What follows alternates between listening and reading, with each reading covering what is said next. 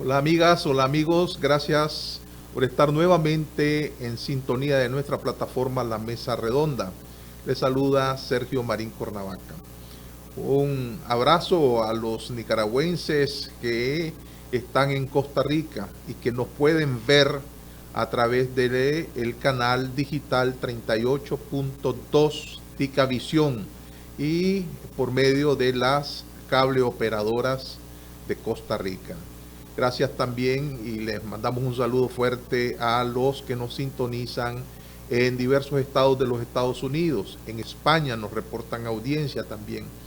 Y por supuesto en el resto de Centroamérica, El Salvador, Honduras, Guatemala. Un saludo en Honduras a Roberto de Andrea, que está emprendiendo negocios y le está yendo muy bien en Honduras. Cada quien encuentra su fortuna, ¿verdad?, en el lugar menos indicado, y él está desarrollándose en Honduras. Un saludo, Roberto. También un verdadero saludo un gran saludo a nuestros amigos que nos están reportando audiencia desde Colombia y desde Chile también. Muchas gracias por los mensajes que estamos recibiendo de parte de ustedes. Créanme que todos los leo, ¿verdad? Y que poco a poco voy a irlos contestando uno a uno. Muchas gracias, en serio. Hoy vamos a conversar con el sociólogo, economista y analista político, además de docente, Oscar René Vargas. Tenemos una cantidad de temas que van a ser, que quisiera pues abordarlos con Oscar René. Él ya se encuentra en la línea. Oscar René, bienvenido. ¿Cómo estás? Un gusto poder estar. Están viendo en Costa Rica. Ahora vos que estás por allá vas a poder sintonizar el canal 38.2 y verlo en tu televisor. Pues. Sí, se ha mejorado todas las condiciones. Incluso quiero decirte, mi hijo que está en China también ve la mesa redonda, ¿no? Sí, nos están reportando bastante audiencia. Sí. Para que te des cuenta también que te ven hasta en China, te ven. Imagínate. Un saludo pues a tu hijo.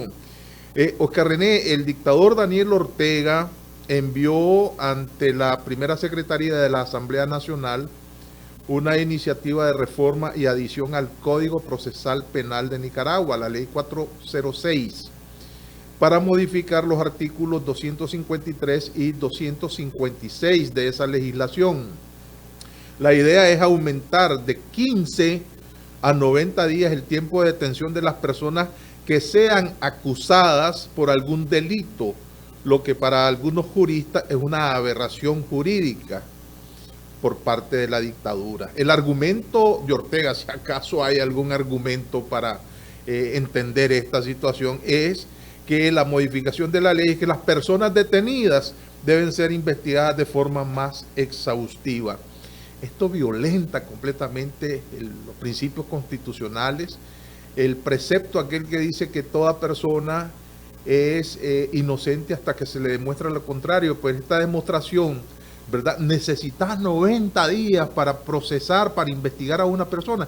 ¿Y qué pasa si en efecto resulta que esa persona no está implicada en lo más mínimo? Pasó 90 días y el Estado te va a responder por daños y perjuicios. Creo que no, esto es una arbitrariedad más, y que creo que lo que pretende Ortega es amedrentar a una serie de personas, ¿verdad? Ahí nos iremos los periodistas, todo aquel que se le oponga a Ortega, ¿verdad?, puede ser amenazado con esta ley. Pero la pregunta, para empezar ya con el programa, ¿qué le ha puesto Ortega con este tipo de adefesios jurídicos que a Matacaballos está mandando, digamos, a publicar? Porque esto va en cadena. Es trámite de urgencia, reúnen a los apretabotones de la Asamblea, que son sus seguidores fieles en el partido, y de repente ya está publicado en la Gaceta Diario Oficial. En la lógica del todo nada. Ortega está encaminado a no ceder, y para eso necesita incrementar la represión. Y la represión general, para después aplicarla de manera selectiva. Es decir, él se está dando la base jurídica para justificar después la represión y decir que se están aplicando las leyes del país. Pero la lógica de Ortega es no permitir ningún requisito por el cual él pueda, digamos, estar en situación difícil. A sabiendas, y esto también me demuestra lo siguiente: Ortega sabe que la situación social del país se deteriora día a día.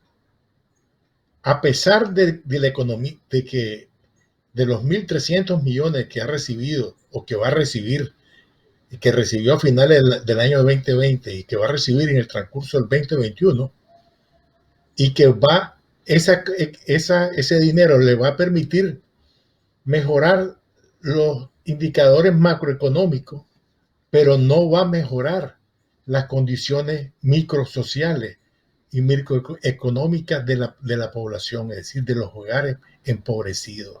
Y vuelvo a insistir en un punto. De acuerdo a la CEPAL, Nicaragua, el 77.2% de la población vive en pobreza, extrema pobreza, y ser vulnerable económicamente. Que cualquier enfermedad, algo que pueda pasar, esa persona pasa a los niveles de pobreza o extrema pobreza. Eso lo sabe Ortega, porque también tiene su gente que lee esas cosas y que le pasa esa información. Entonces, Ortega sabe que él tiene que buscar cómo evitar que esa descomposición social que continúa pueda expresarse en un nuevo tsunami social. Para evitar eso, o tratar de evitar eso, es lo que ha pasado todas estas leyes. Desde la ley de la cadena perpetua, los ciberdelitos, la ley de la guillotina, de que prohíbe que la gente que haya participado en la lucha política de abril de 2018 no pueda tener ninguna participación en aspirar a un cargo electoral. Y ahora esta ley que evidentemente que es peor que cualquier ley de Somoza. ¿Ves? Porque aquí, es decir, yo pues siempre he comparado a Ortega con Somoza, en el sentido que Ortega está siguiendo los mismos pasos de Somoza. Y eso es que es importante relacionarlo. Somoza lo que aplicaba era la ley de que te echaba preso, te soltaban y te volvían a echar preso. Lo que hicieron con el preso político que acaban de volverlo, y lo acusaron de tráfico de droga cuando estaba preso. ¿Ves? Entonces, ahora ya no van a necesitar eso, porque eso lo pone en ridículo. Entonces, ahora aprobó una ley que dice 90 días para investigarte. Y eso es lo que va a hacer. Entonces, echan preso a cualquiera, le inventan cualquier delito, lo van a investigar 90 días, y los 90 días deciden qué van a hacer con él, dependiendo la presión social, tanto social interna o internacional. Pero mientras tanto, Ortega sigue en su lógica de hacer las elecciones de acuerdo a su propia visión, a sus reglas. Es decir, es la regla que él está estableciendo y la prueba está que nadie dice nada. Es decir, cuando digo yo no dicen nada, no es que no es sacar un comunicado, sino denunciarlo a nivel internacional, que los diferentes organismos, ya sea la empresa privada, ya sea los partidos políticos, etcétera, debieran de denunciar a nivel internacional esta violación a los derechos humanos, porque es una violación a los derechos humanos. Porque, como bien decís vos, es decir, la presunción de inocencia es parte digamos, de la estructura jurídica que existe en el país en relación a los temas penales que puedan existir. Ciudadano, ¿verdad? Que ose enfrentar, ¿verdad? En términos mediáticos a la dictadura, y no solamente en términos mediáticos, pues prácticamente la sociedad nicaragüense está secuestrada por el orteguismo. Tiene los mecanismos, ¿verdad? Coercitivos para hacerlo, tiene la policía, tiene grupos paramilitares, tiene fuerzas de choque, tiene trabajadores del Estado que se prestan al juego de la dictadura, y tiene al ejército, pues verdad, que aunque digan que no se involucra directamente, ellos lo han dicho oficialmente, pues todo el mundo sabe perfectamente que ellos proveen inteligencia y además tienen atemorizado al campo nicaragüense. Allá en la Nicaragua profunda el ejército es quien opera, se hace de la vista gorda de los colonos que constantemente agreden a los comunitarios de la costa caribe, comunidades que todos los días están denunciando invasión de tierras y crímenes, vejaciones, asesinatos, y nadie le está poniendo mente a eso. Nadie cuestiona, nadie saca de su zona de confort al orteguismo. Pero ahora déjame preguntar una cosa, es el fenómeno de Cristiana Chamorro. Cristiana Chamorro estuvo hoy por la mañana en el programa 9 en Punto de Radio Corporación y dijo que está segura que si la oposición de Nicaragua se junta en un solo bloque, le ganaría al régimen de Daniel Ortega en las próximas elecciones del 7 de noviembre. Voy a citarla. Si todos vamos juntos, le ganamos a Ortega. Ya lo hicimos una vez, dijo Cristiana, ¿verdad? Refiriéndose, pues, ¿verdad?, a su madre, Violeta Barrios de Chamorro, en el año 90. El nombre de Cristiana, bueno, se puso de relieve cuando me parece que el 11 de enero, para conmemorar un aniversario más del asesinato de su padre, el doctor Pedro Joaquín Chamorro, la Fundación Violeta Barrios de Chamorro hacía un acto y entonces se miró que fue evidente que ya ella había abandonado la presidencia de dicha fundación. Entonces los periodistas empezaron a interrogarle en ese sentido. Después hubo una reacción directamente, sin aludirla personalmente, pero implícitamente, la mujer de Daniel Ortega se refirió a los chamorros y eso generó una carta, ¿verdad?, donde Cristiana pues responde que los chamorros han tenido un peso específico en la historia de este país, y eso nos lleva a las declaraciones de ahora, ¿verdad?, que está diciendo claramente que ella no pertenece a ningún partido político, pero que al llamado del pueblo ella diría presente. Deja entender, ¿verdad?, que ella preferiría, ¿verdad?, la unidad en un solo bloque para ir como candidata. Esto ya presenta un nuevo panorama o refresca el ambiente en el sentido de que ha movido las estructuras partidarias y los propagandistas del régimen, abiertos o solapados, han empezado a darle duro a la figura de Cristiana. Eso significa que le ha dolido muchísimo y que la ven como una adversaria totalmente potable que puede mover de sus cimientos a Daniel Ortega y sacarlo de la presidencia. ¿Vos qué pensás al respecto? Bueno, antes de responderte esto, que solamente quisiera hacerte una referencia histórica. Los Somoza, a la raíz de la muerte de su padre, septiembre de 56, ellos establecieron el estado de sitio desde el punto de vista legal. Pero al mismo tiempo, ese periodo comenzó el periodo electoral. Es decir, todo el periodo electoral de septiembre del 56 al febrero del 57, Nicaragua vivió bajo estado de sitio, bajo la ley marcial. Es decir, nadie podía hacer propaganda, nadie podía hacer concentraciones, nadie podía hacer manifestaciones, la prensa independiente estaba controlada, etc.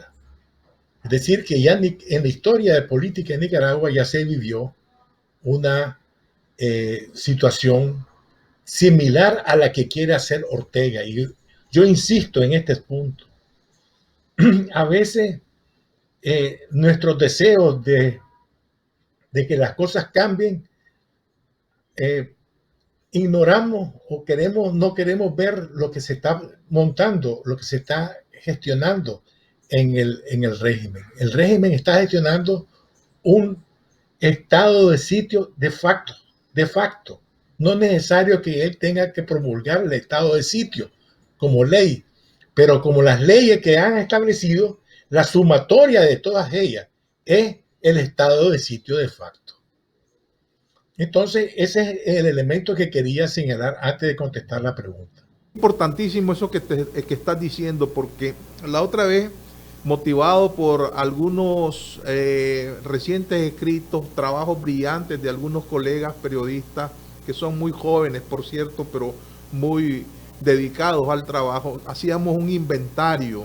Ellos motivaron un inventario de acciones en contra del periodismo nacional. Fíjate bien, no hay televisoras de señal abierta, ¿verdad?, que tengan un discurso contrario al discurso oficial de Ortega.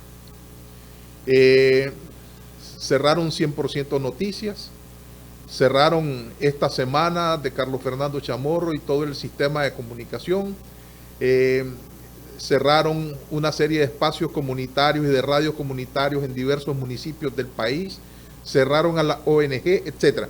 Pero bueno, esas ya son noticias conocidas, pero cuando vos haces un inventario de tus medios de comunicación para combatir el discurso oficial, no tenés. El Canal 12 está prácticamente arrinconado con una serie de deudas millonarias, producto, según el gobierno, de falta de pagos de impuestos. Y ahí están enmarañados en esa situación. Lograron, ¿verdad?, con esa coacción y esas medidas totalmente arbitrarias de la dictadura, que los dueños de ese canal sacaran a Carlos Fernando de la edición nocturna y sacaran al doctor Danilo Lacayo también de la edición matutina. Y ya no tienen programas de opinión, han quedado reducidos a un noticiero, y este noticiero se está autocensurando, porque si no, entonces le pasan la cuenta. Otro tanto está ocurriendo con el Canal 10, que, bueno, también pende sobre ellos gigantescos reparos, ¿verdad?, por parte de la Dirección General de Ingresos. Radio Corporación no es la excepción, ¿verdad? Le han negado inclusive o le han dado largas para que ellos puedan importar repuestos que tienen en aduana. El caso de la prensa, que está bastante golpeado, etcétera. Pues cerrado el Nuevo Diario. O sea, ahí vos solamente tenemos un refugio de los medios de comunicación en las redes sociales, pero eso implica un problema serio. ¿Cuál?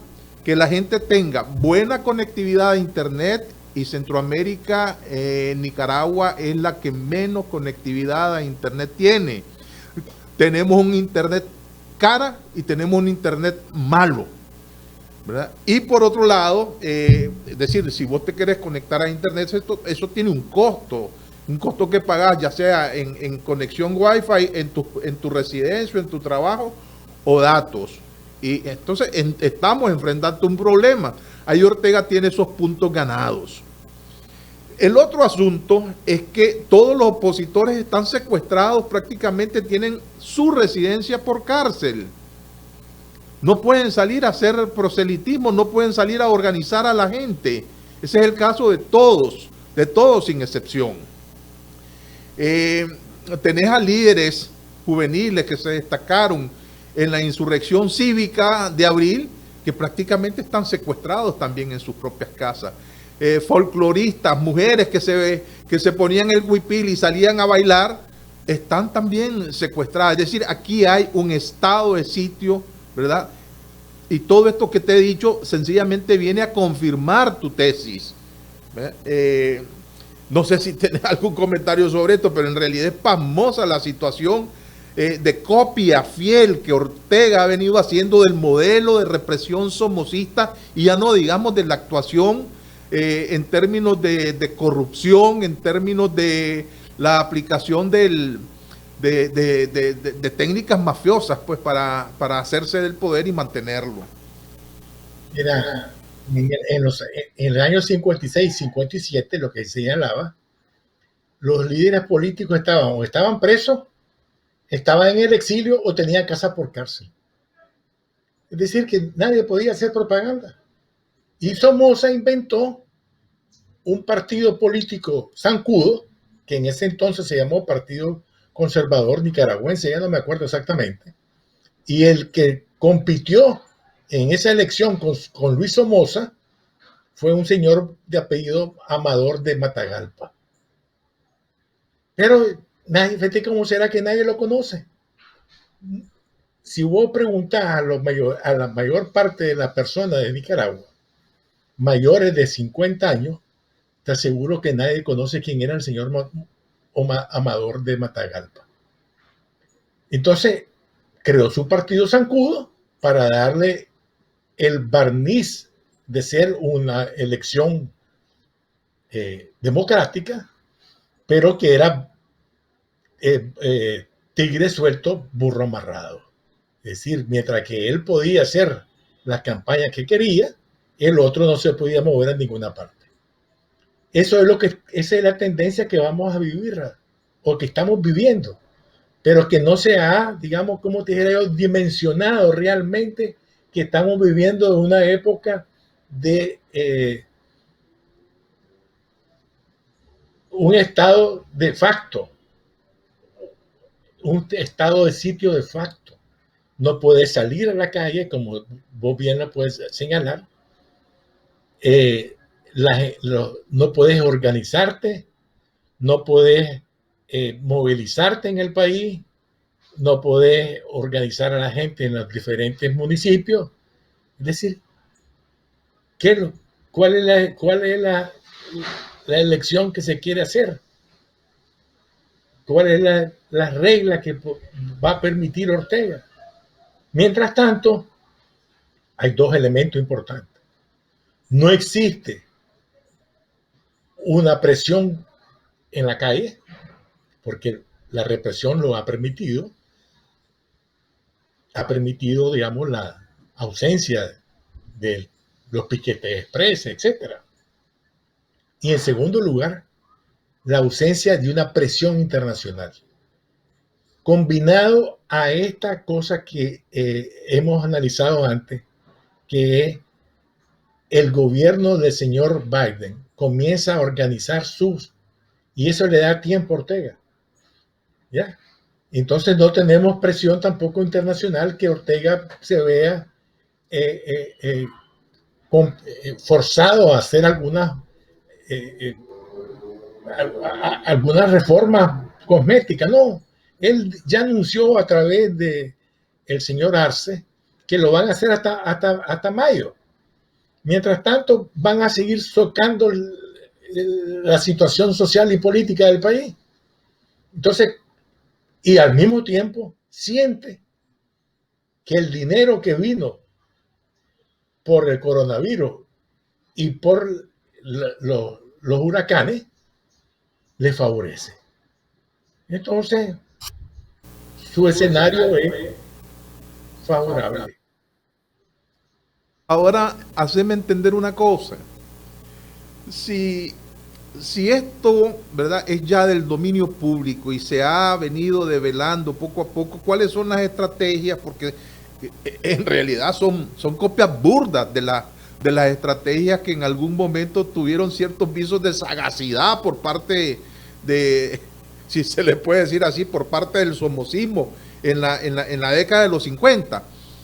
Pero aquí ya lo estamos develando, lo estamos sabiendo, estamos viendo cómo él estamos viendo la jugada en el tablero de ajedrez. Miren, va a mover el alfil y lo mueve. Pero hay algunos ingenuos políticos, digo yo, pues retiro la palabra ingenuos. Hay algunos políticos que o son ingenuos o están en la jugada. Porque al reconocer que se está moviendo el tablero en esa dirección, sencillamente siguen un curso, ¿verdad?, que nos lleva a eso que vos dijiste, a este señor Amador con este partido zancudo para darle visos de legalidad a lo que definitivamente no es legal. En ese sentido, actúan por intereses, actúan por ingenuidad. ¿Por qué actúan así? Sí, te voy a decir una cosa que es importante. Para hacer el análisis de lo que está pasando, y precisamente eso es lo que estoy haciendo ahorita, es analizar los poderes fácticos, cómo están actuando. Porque para poder ver, nosotros aquí, mucha gente en el país hablan de la correlación de fuerzas, que la correlación de fuerzas es favorable, que la correlación de fuerzas es desfavorable, etc. Pero no dicen cuáles son las fuerzas. A lo que yo le llamo, esas fuerzas son los poderes fácticos. Y brevemente te voy a decir los poderes fácticos. La familia Ortega Murillo, el gobierno, la policía, el ejército, los sindicatos, por mencionar 5, ¿ves? Todos son favorables a Ortega.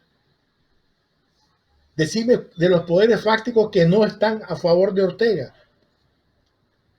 Es el movimiento social que está piano, la Iglesia Católica, y paremos de contar. Cuando hablo movimientos sociales estoy incluyendo mujeres, etcétera, jóvenes, etcétera, etcétera. Entonces, ese es los poderes fácticos y la correlación de fuerza en los poderes fácticos del país es favorable a Ortega. Entonces, Ortega lo sabe. El gran capital también está a favor de Ortega. ¿Por qué insisto en este punto? Porque el gran capital tiene fisuras con Ortega, pero no tiene ruptura con Ortega. Voy a ponerte 3 ejemplos.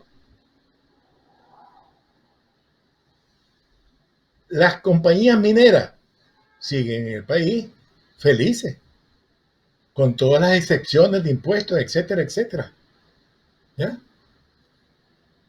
El gran capital, las leyes de excepción de impuestos por 10 años o por 20 años, en algunos casos, siguen vigentes las leyes. Es decir, las exoneraciones de impuestos continúan, no han cambiado. Hay fisuras, hay declaraciones, pero Ortega no ha cambiado las leyes para ellos. Siguen gozando de los beneplácitos del poder. Y si hablamos de la zona franca, también siguen, pero no los trabajadores, fíjate bien. Los trabajadores no siguen pagando impuestos si ganan más de 8,000 córdobas mensuales. Y tenés que pagar 1,000 y pico de córdobas mensuales si ganas más de eso. Pero los otros tienen excepciones de impuestos, es decir, el capital. Entonces también nos ha cambiado. Entonces decime una razón que por el cual el gran capital se siente que ha cambiado la correlación de fuerza de todas las leyes aprobadas, las 64 leyes aprobadas, que el señor Aguirre señalaba como un gran éxito de la alianza público-privada, se mantienen vigentes. No han cambiado. Entonces, ¿dónde está la ruptura? No hay ruptura, hay fisura. Ok, el COSEP se ha pronunciado diciendo que no se va a sentar a discutir absolutamente nada con el gobierno si no hay un cambio de actitud de parte del gobierno, fundamentalmente en el terreno político. Hay algunos miembros, inclusive pues Michael Healy, que es el presidente del COSEP ahora, tiene algunas tierritas ahí tomadas todavía por la gente y les han hecho muchísimo daño. Y prácticamente los tiene también en el tablero de ajedrez. Si te pasas esta rayita, ¿verdad? O si me decís alguna cosita, entonces te quito esta concesión, te quito, te presiono con los impuestos, etcétera. Pero no deja de ser, como muy bien lo estás diciendo, fisuras, ¿verdad? Pero no ruptura. Y lo otro es que, bueno, cuando habías visto que el COSEP sacara un pronunciamiento y dijera que la energía eléctrica está carísima, teniendo ahí dentro de una de sus cámaras, ¿verdad? La cámara de energía, ¿verdad? Que son los involucrados precisamente en esta alza constante del kilowatt hora. Pese a todos los anuncios que ha hecho el orteguismo, no es cierto que los recibos estén bajando, más bien se han incrementado.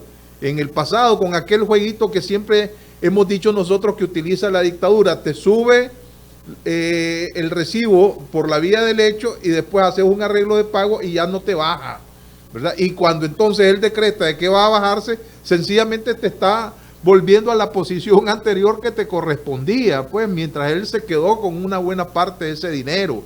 Está sucediendo con el combustible, que antes nos metían la mentira de que los precios internacionales del crudo a nivel internacional, el crudo se ha estabilizado en su precio internacional y nosotros llevamos aquí 9 semanas en alza permanente de los combustibles, ¿verdad? Entonces, y ahí detrás del combustible hay una empresa privada que está importando y que está distribuyendo hidrocarburos y que se queda calladita, ¿verdad? Porque no nos da una explicación al pueblo de Nicaragua qué está pasando con esa escala de precios, por qué se están incrementando. Entonces, aquí a mí me gustaría que dejara en claro esa perspectiva, pues, porque también existen algunos empresarios de la pequeña y mediana empresa que no necesariamente comparten el criterio del empresario grande y que sí quiere un cambio en Nicaragua porque ellos han sido afectados, ellos han perdido empresas, ellos han tenido que despedir a sus colaboradores más cercanos, han migrado a otros países. Yo cité al inicio del programa el nombre de mi amigo Roberto de Andrea, que está en Honduras, pues. El problema es el siguiente. Son fisuras porque ¿por qué son las fisuras ahora? Porque en el análisis del gran capital o del capital, ellos consideraron que la crisis del 2018 le permitía a ellos reevaluar la alianza público-privada. ¿De qué manera? De que ellos piden mayor cuota de poder. Eso es lo que están pidiendo. No están pidiendo el cambio del sistema. Y por eso es que es posible la alianza que el gran capital vaya a las elecciones, no importando que no cambien, porque lo que están pidiendo es un incremento de las cuotas de poder. No están, y aquí insisto, no están pidiendo la ruptura del modelo público-privado, sino que están buscando que no solamente en la parte económica de ellos tengan influencia, sino también en la parte política. Ortega sabe eso. ¿Quién es el instrumento político? Sé por él. Por eso es que tuvieron que hacer ellos su propio partido, para tener incidencia en su propio partido.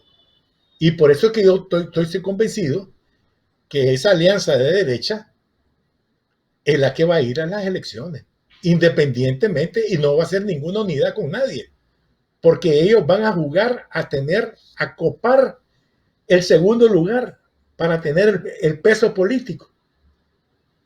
Es decir, lo que antes era alemán, con la repartición de los magistrados. Completo, pues, exacto. Entonces, es decir, ¿qué es lo que pasaba? En el pacto anterior, que entró en crisis en el 2018, su influencia solo quedaba en la parte económica, pero la parte política la eran los partidos zancudos, Alemania en particular. Ahora ellos quieren que ocupar ese espacio.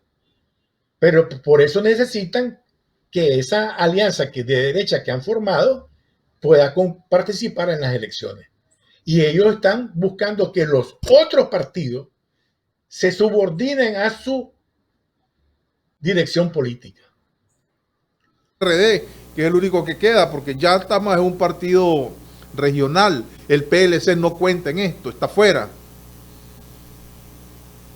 Zancudo. No sería para mí nada extraño que algún partido zancudo decida participar en C por L. ¿Ya?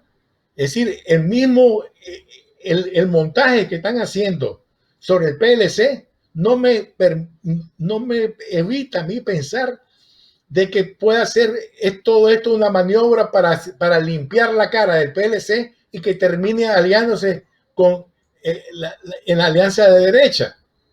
¿Ya? Entonces sería el Partido Conservador, el partido del el otro partido, etcétera, etcétera, que forman la gran alianza ciudadana. ¿Ya? Eso es lo que se está montando, pero bajo la dirección política de ellos. Por eso es que esa es la contradicción que hay ahorita entre el gran capital y el orteguismo. ¿Ya? No es la contradicción que es porque quieren eliminar al orteguismo, no, tampoco quieren derrotarlo, porque ellos piensan lo siguiente, aunque no lo han dicho públicamente, piensan de que si el orteguismo queda en la oposición, ellos no pueden gobernar. Entonces prefieren que gane Ortega y que ellos sigan siendo la cola de ratón. ¿Ya? Entonces ese es el juego que hay detrás. Pero al fin y al cabo socio. Sí, pero con fuerzas en otras esferas de la sociedad nicaragüense que no tienen ahora. ¿Ya? La prueba que no tienen ahora es que nunca pudieron, como dijera yo, domesticar a la coalición nacional y solamente arrancaron a un sector de los jóvenes, ni siquiera al movimiento campesino. Y entonces esa es su lucha ahorita. Su lucha es buscar cómo arrancar los mayores pedazos de la esfera política que puedan hacer. Esa operación del PLC no es para que el PLC vaya solo. No. El PLC la tendencia es hacer alianza con C por L y la alianza cívica, pues el Partido Conservador entre el PLC, bueno, los conservadores indudablemente, si estamos hablando de los conservadores de Alfredo César, es más, ya lo ha dicho pues en algunos programas que en efecto tuvo algunas reuniones, ¿verdad? Con Mario Arana, por ejemplo. Ok, pero ahora lo novedoso que estás diciendo es que el PLC podría ir en alianza con C por L. Claro, porque ya quitaron al problema fundamental que es alemán y el alemanismo. Porque el problema de Montealegre y la Kitty y todo era alemán. Ahora ya quitaron a todos, ya borraron a Bonilla, a la otra, el otro. A Luis Américo Calderón, ya dejaron, ya lo limpiaron. ¿Para qué? Para poder hacer la alianza. Y ese es el proceso que se viene. ¿Cuándo va a ser? No sé. Pero esa es la tendencia. ¿Para qué hacer toda esa limpia? ¿Para ir solo? No, es para ir en esa alianza y que le den algunos diputados dentro de la alianza. También eso lo podían lograr porque a Ortega le vendría bien que un partido como C por L, que participante en las elecciones, lo avale. Es decir, le dé legalidad y cierta legitimidad. Yo creo que no la tendría pues nunca más. Pero si tenés al PLC, ya serían dos partidos que participan en las elecciones y que le dan. Aunque vos sabés que esas negociaciones por debajo de la mesa le daría tantos diputados al PLC sin necesidad de unirse a C por L. Me parece que también es otro escenario posible. Pues. Para venderlo internacionalmente, es mejor decir que él tiene una alianza amplia que abarca fulano y fulano.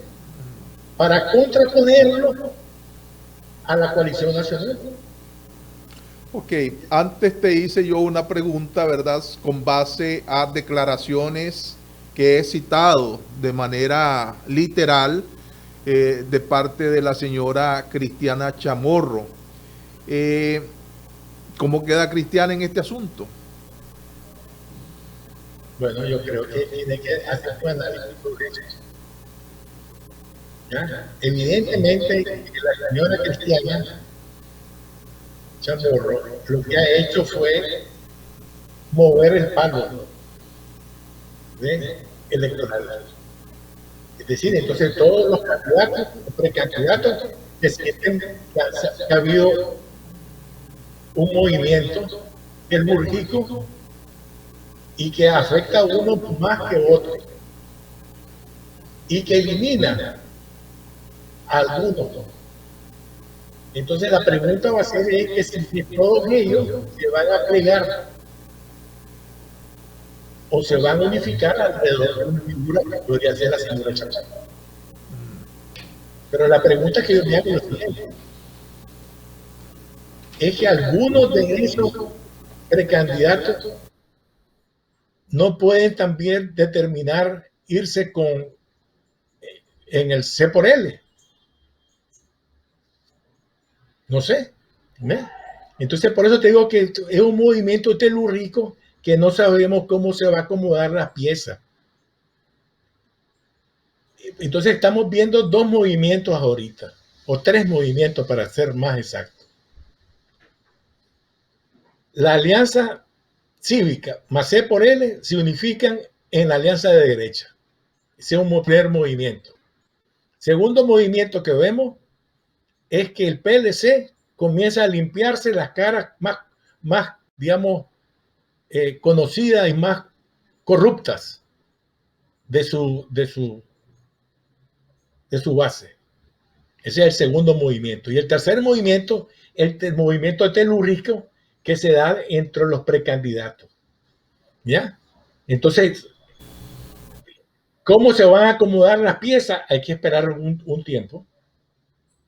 Pero evidentemente que en este reacomodo de piezas, por ejemplo, la iniciativa del doctor Tunnelman y de Fabio Gadea, evidentemente que golpea a los otros movimientos o las otras fichas que se estaban moviendo, porque obliga a C por L a responder, aunque ya respondió diciendo que ellos son los únicos, pero también obliga al PLC, pero que ellos continúan en su lógica de limpiar internamente la casa. Entonces estamos ante tres procesos que se están desarrollando y que sería de mi parte demasiado atrevido decir cómo se van a desarrollar. ¿Cómo queda entonces, cómo queda la unidad nacional azul y blanco en la coalición? Por eso la coalición para mí es esa, la tercera que se movió el palo, ¿no? Que es los precandidatos todos ellos son de la coalición, que son Peraza, que son Mora, que son Maradiaga, etcétera. Todos vienen de la coalición. Maradiaga, correcto, Violeta, sí. Bueno, sí, pero ahí tenían un proceso interno y yo creo que lo van a continuar, ¿verdad? El punto es que si ellos van a asumir, porque lo han dicho, ellos quieren una unidad, pero ayer lo decía claramente, por ejemplo, el doctor Chepe Palé, José Palé estuvo ayer conmigo y me decía claramente, bueno, la estrategia de Ortega es, él va a conceder muchas más, digamos, reformas electorales, nos va a restituir algunos derechos ciudadanos, va a soltar a algunos presos, si él considera que puede arriesgar a hacer eso en la medida en que va la oposición dividida, dice. Por el contrario, si él no logra dividir a la oposición, cero reformas, serían las mínimas, las cosméticas, las que puedan venderle a la OEA como reformas que fueron realizadas en el país. Hasta ahí nomás. Entonces, si estos bloques va a hacerse efectivo aquel pronóstico de hace algunos meses de que se iba a asistir a las elecciones en varios bloques. Vos ahora ves al PLC unido a C por L, pero unidad nacional con la coalición queda fuera de esto, a menos que algunos componentes de esta coalición pasen a integrarse a C por L. Otros no lo harán, porque se requiere muchísima, fíjate bien, muchísima, digamos, un pragmatismo que a veces no veo para que estas fuerzas, aunque queden en un segundo y tercer plano y todas sus aspiraciones queden postergadas temporalmente, si van a esas elecciones fortaleciendo la tesis de C por L y logran salir de Ortega, abre una posibilidad totalmente diferente, pues, donde pueden ellos participar, pero con la dictadura no podrían. No sé, lo planteo para que hagas tu análisis. Ortega se está preparando para los dos escenarios. ¿Ya? Ortega se está preparando para todo escenario. Te voy a poner un ejemplo que conozco, pues que he tenido información, que en sectores en el norte del país, no voy a mencionar porque puedo poner en peligro a alguna persona, en algún municipio determinado, en varios municipios determinados, el orteguismo ha comenzado a reclutar personas para que vayan a hacer lista de los partidos zancudos, para que llenen la lista de los partidos zancudos. No es para que llenen la lista de su partido, sino de los partidos zancudos.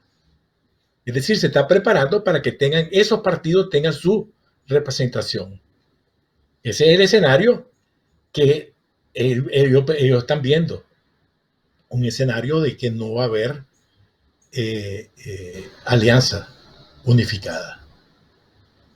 En caso de la alianza, el escenario de la alianza unificada, bueno, allí no hay posibilidad, y digo yo, vuelve al escenario de hacer la elección bajo un estado de sitio de facto.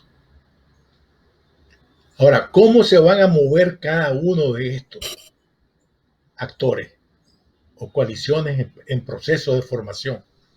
Es difícil saberlo de antemano. Lo que yo te he descrito, por ejemplo, es que el PLC se está limpiando no por puro gusto, sino que veo la posibilidad de que pueda entrar en alianza presionado por Ortega. ¿Ya? Porque Ortega necesita darle mayor fuerza a la fuerza que él tiene, que él considera menos peligrosa. Es decir, que es parte de ese arreglo que está funcionando todavía. Ahora, vos me preguntabas antes, ¿y qué pasa con los pequeños y medianos productores? Tanto a nivel industrial como ganadero. Te voy a poner un ejemplo. En Nicaragua existen entre 120,000 y 140,000, ya no me acuerdo exactamente el número, de ganaderos en el país. Pero el 80% de ellos son pequeños y medianos.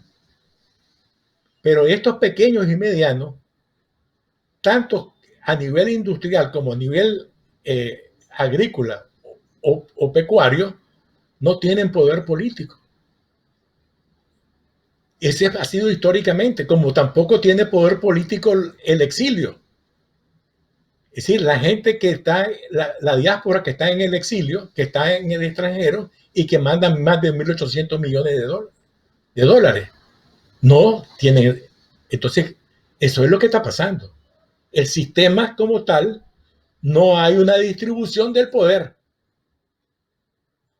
La distribución del poder es concentración del poder, como es lo mismo que pasa en la concentración económica.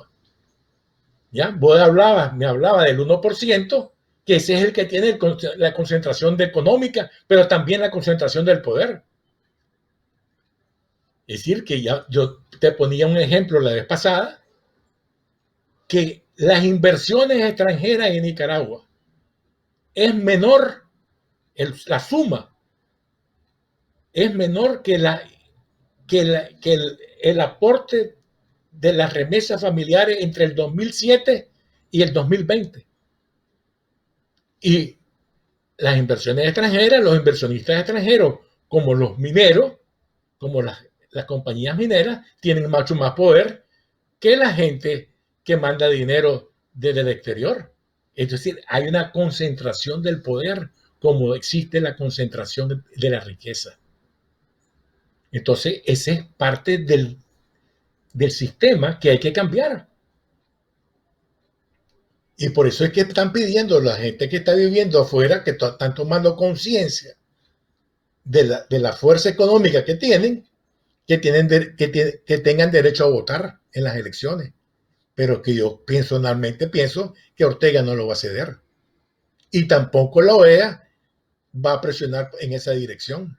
Entonces, la concentración del poder es producto de esa concentración de la riqueza. Entonces no podemos, es decir, ya te pongo el ejemplo de lo que yo sé, pues, es decir, aquí, por ejemplo, el frijol, el maíz, incluso el café, los mayores productores de estos tres rubros, por mencionarte, son pequeños y medianos, pero que tampoco tienen poder político. Entonces, sumármele todo, es decir, estaba hablando de todo eso y después sumármele el ganado, sumémosle la pequeña producción industrial y mediana. Todo eso implica que tienen más del 60%, generan más del 60% del Producto Interno Bruto. Si le agregáramos el turismo, también es igual. Pero tampoco tienen representación política de estos sectores. Entonces, ¿qué es lo que quiere hacer el movimiento social, la coalición nacional? Que estos sectores puedan tener representación política. Por eso es que es solamente en ese proyecto ya es en contra del sistema que está vigente ahorita. Por eso que yo veo incompatible una alianza de la coalición con la alianza de la derecha. Por esa razón, no por cuestiones ideológicas, no por cuestiones sino por cuestiones a quién representan, qué sectores están representados. Y esta es la razón por la cual yo veo la dificultad de una unificación, de que no vaya en un solo bloque contra Ortega. Y Ortega sabe esto. No lo estoy diciendo yo porque le estoy pasando la piedra a Ortega. Ortega sabe, todos los días. Él tiene un equipo que analiza bien o mal, pero analizan todos los días y tienen la información estadística que nosotros no tenemos, porque ellos la esconden. Y cada vez que la sacan, pues nosotros nos permite hacer estos análisis. Entonces sería interesante, por ejemplo, que vos entrevistara al representante de los ganaderos. Es decir, por darte un ejemplo, el ganado y la leche, el ganado en pie, las pieles, etcétera, la sumatoria de todo lo que viene del ganado, representaron más o menos como 800 millones de dólares de las exportaciones en 2020. Y la mayoría de esos 800 millones son producidos por pequeños productores y medianos productores. Sería interesante tomar ese ejemplo para mostrar evidentemente que aquí hay un desajuste entre la fuerza económica que pueda tener y la representación política que tienen estos sectores. Por eso es que, por ejemplo, no hay ninguna presión para que haya una campaña de inseminación artificial en los sectores de los pequeños y medianos productores para elevar su productividad. Decime un programa que el gobierno ejecute a favor de estos sectores. Ninguno. Y entonces esa es la propuesta que hay en la coalición nacional. Mejorar a los sectores los pequeños. Voy a ponerte otro ejemplo. Los panaderos. ¿Quién, ¿Quién representa a los panaderos? Salvo aquel amigo que falleció por Morales, que falleció por el coronavirus. Era el único que aparecía encadenándose, peleando por un espacio político de los panaderos. Pero ya no recuerdo el número de panaderos que hay, 1200, no sé cuánto, pero que no tienen ninguna expresión en ninguna de las cámaras empresariales. Entonces, ¿qué es lo que pasa? Ellos eran Cadín. ¿Eh? Sí, pero te voy a poner un ejemplo. Decime un proyecto que esté el gobierno desarrollando a favor de los pequeños y medianos productores de pan. Solamente con cambiar el horno por un horno refractario, que no es nada del otro mundo, incrementarían su productividad y bajarían su consumo.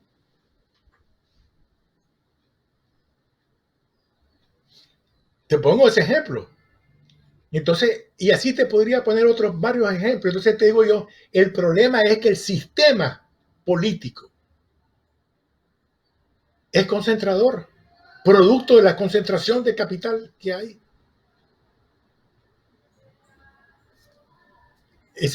Por eso es que te digo yo que el problema es que yo lo que veo es 3 movimientos que se están dando, pero que todavía no sabemos por dónde se va a desarrollar. Pero mi pronóstico es que yo veo difícil la unidad entre la alianza de derecha con... Sí, es cierto que hemos examinado en este recorrido que se están haciendo copias de algunos momentos que ya hemos vivido como nación, es decir, que ya es historia y que se ha repetido hasta la saciedad, ¿verdad? Que unas veces se manifiesta como tragedia y otras veces como comedia.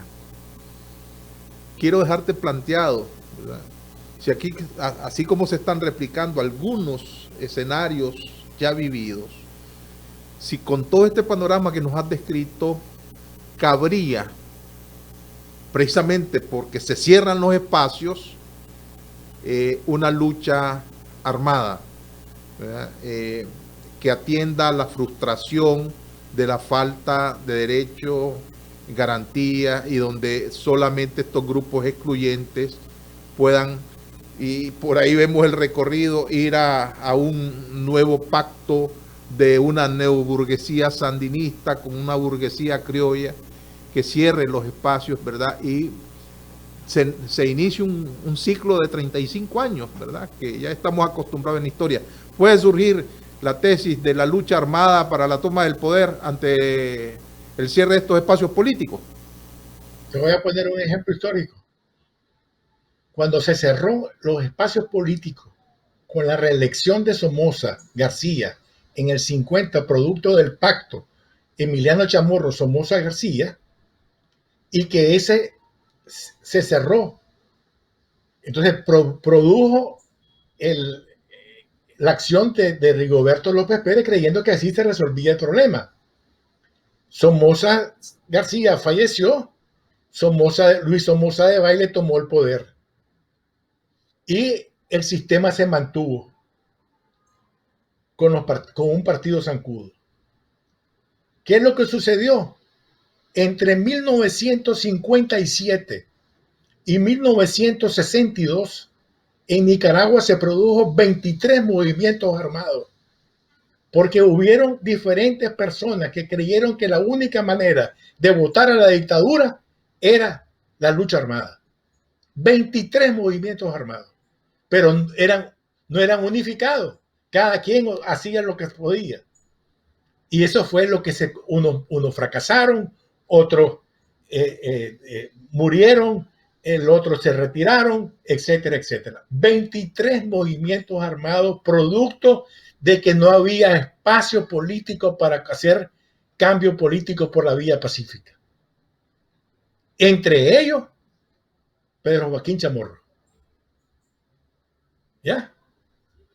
Y muchos jóvenes que formaron el Frente Interno, etcétera, etcétera, etcétera. Entre ellos mi hermano, pues, Gustavo Adolfo, que estuvieron presos en las cárceles, etcétera. Asesinatos en la cárcel de Ayac Delgado, etcétera. Es decir, todo eso lo conocimos, pero producto de que se cerró los espacios ¿por qué? Por una alianza entre el Gran Capital y Somoza, porque fue la alianza que surgieron los bancos, el BAC y el Banco de América y el Banco Nicaragüense, que eran el banco conservador y liberal, y el mantenimiento de la dictadura a través de Luis Somoza, con las elecciones bajo estado de sitio. Si eso se repite, evidentemente yo no estoy diciendo que va a haber 23 movimientos armados. Lo que estoy diciendo con esto es que ese escenario se hace posible. Y va a haber de diferentes sectores sociales que van a intentar hacer algo. Desde atentados personales hasta hacer no sé qué cosa. Eso fue lo que sucedió entre 1957, 58 hasta 62, 63. Entonces los Somoza se vieron obligados a poner a René Chic como elemento transitorio. Pero el otro Somoza quería ser presidente por sus pistolas. Y entonces en 67 se volvió a ser dictador. Pero el tránsito, la transición de René Chic bajó los desniveles. Sí, eso quiere decir, eso me lleva a otro asunto. Es casi de manera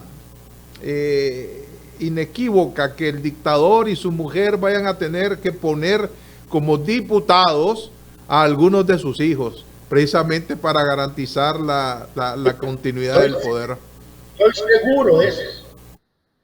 Así como en mayo del 2017, del 2016, en una entrevista en la prensa, en mayo del 2016, en una entrevista en la prensa con Leonor, la señora Álvarez, Leonor Álvarez, sí.